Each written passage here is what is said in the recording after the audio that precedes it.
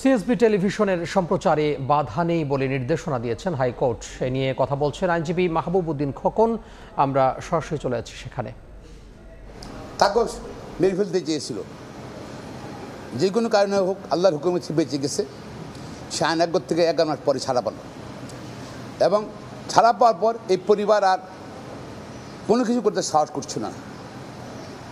যেহেতু যে সরকার প্রতিহিংসাবশত এই পরিবারকে তছনছ করে দিয়েছে, সে তারা সরকার থেকে চলে যাওয়ার পর কি সাহস সঞ্চয় করে এখন হাইকোর্টে আসছে যে সেদিন যে 6 সেপ্টেম্বর 2007 সালের যে আদেশগুলো দিয়েছে সেটা আদালতে অ্যাপ্লিকেশন করেছে স্টে করার জন্য, স্থগিত করার জন্য।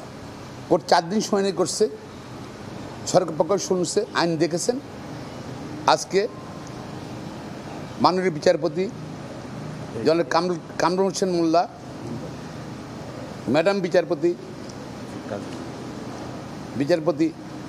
কাজী জিনাত হক, তারা উভয়পক্ষ শুনে 2007 সালের 6 সেপ্টেম্বর সিএসবি নিউজের যেই প্রচারে নিষেধাজ্ঞা জারি করেছিল সেটা স্থগিত করেছে।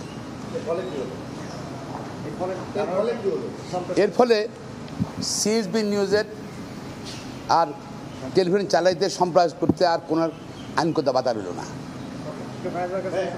এবং আমার পাশে আছেন এই মরহুম সালাউদ্দিন কাদের চৌধুরীর ছেলে, এই ফোকাস মাল্টিমিডিয়া কোম্পানির ম্যানেজিং ডাইরেক্টর, অর্থাৎ সিএসবি টিভির নিউজের ম্যানেজিং ডাইরেক্টর জনাব ফজল কাদের চৌধুরী বা ফায়েজ কাদের চৌধুরী। আমরা সরাসরি যুক্ত হয়েছিলাম উচ্চ আদালত থেকে। কথা বলছিলেন আইনজীবী মাহবুব উদ্দিন খোকন।